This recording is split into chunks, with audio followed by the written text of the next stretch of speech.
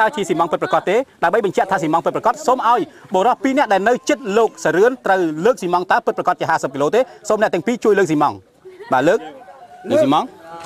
បាទសូមមើលបាទបើឲ្យធ្ងន់50គីឡូ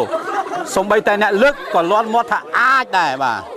ឥឡូវយើងដាក់ដៃចុះហើយយើងដាក់នៅចិត្តរបស់គាត់ទម្លាក់ចុះសូមផ្ទះដៃរបស់សាទរលើកកិត្តិយសរបស់លោកសរឿនប៉ុន្តែលោកសរឿនវិញ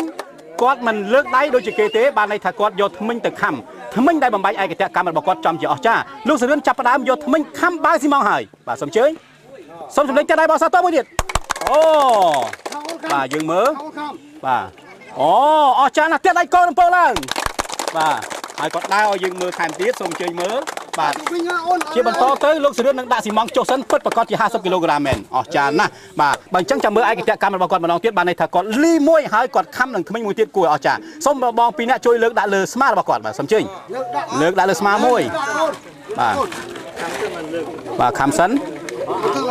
ចាំលើកទៅឈរគាត់លោកសរឿនខំធ្មេញដល់រឹងមាំរបស់គាត់ហើយផ្ទះដៃរបស់សាទរមួយទៀតបាទអូខំថ្មិញហើយលើកដាក់លើស្មាមួយទៀតគាត់បាទលើកស្មាមួយទៀតអស្ចារ្យណាស់អូដាក់ស្រួលស្រួល